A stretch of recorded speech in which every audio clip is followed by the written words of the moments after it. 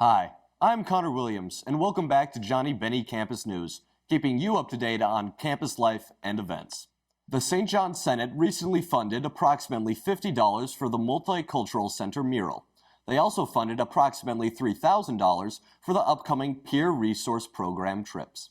More information on the trips can be found on the Peer Resource Program website. As of February 9th, there are currently 4 positive cases of COVID-19 within the student community. As of right now, 90% of Bennies and Johnnies are fully vaccinated. For updates and resources surrounding COVID-19, please visit csbsju.edu/COVID-19. In upcoming events, next week on February 16th, the Theater Department presents Recent Tragic Events, a play on the events after 9/11. To find out more, JBCN reporter Elijah Brown sat down with the director Sean Dooley to discuss it.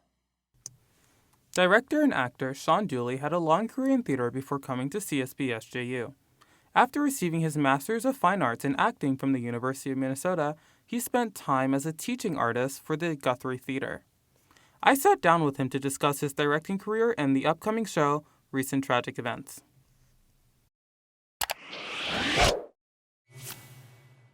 So I know you're also the director for the upcoming show, Recent Tragic Events. Can you tell me a little bit about that? Sure. Recent Tragic Events is a play that was written in 2002 that takes place on September 12th, 2001. So it's a blind date that happens in Minneapolis the day after the towers fell in 9/11. And the woman in the story, her sister lived in New York City, and she has not heard from her. And so the two main characters decide to go through with their blind date, even though it's September 12th, and there's a lot of uncertainty.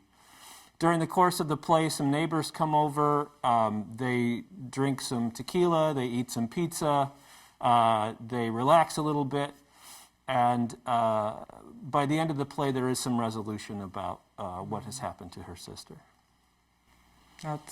That's a really heavy subject. It is, and it's a comedy, actually. Really? It is. It's a comedy. The actors who I'm working with think it's quite funny. We hope audiences also find it funny. But you're right. The subject matter as a topic for a play feels quite heavy. Mm-hmm. One of the ways that they combat that is there are silly things that happen. There's the character of the neighbor who is sort of a, how would I describe him? Kind of a hippie, kind of a guy. So his energy and the way he handles the whole 9/11 thing is very different. But then one of the characters who comes in the second act, the character is Joyce Carol Oates, who is a real person. She's a writer, a novelist. But in the play, she is played by a sock puppet. So it never takes itself too seriously. So you work a lot with student actors. What is that experience like? It's great. It's great. It's a big part of why I'm here, why I am in education. I like working with students.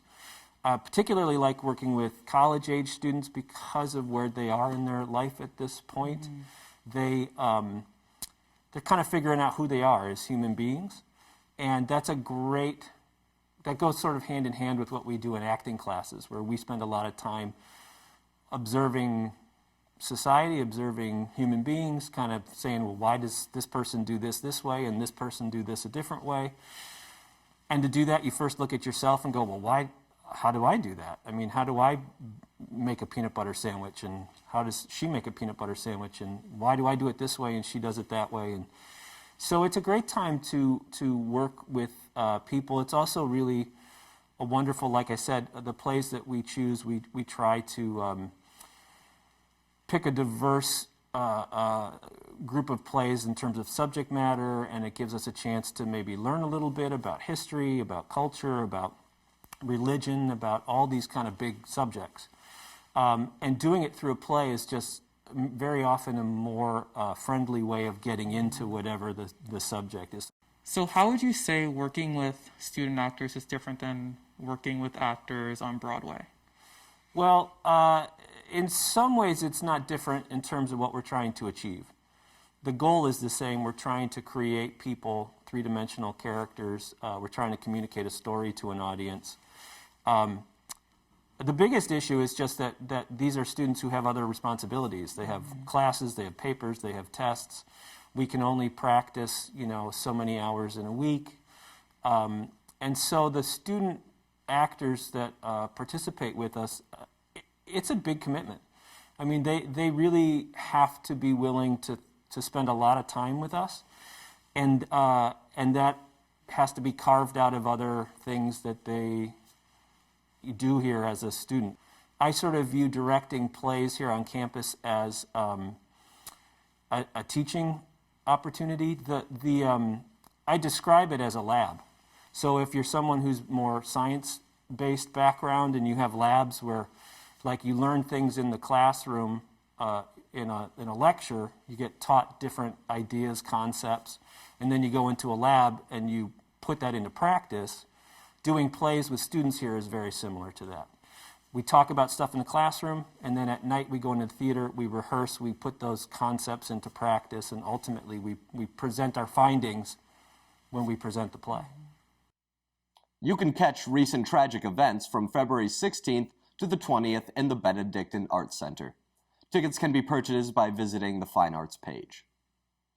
On the 11th, Johnnie alum Jared Sherlock will be performing acts of illusion, magic, and comedy in Quad 170.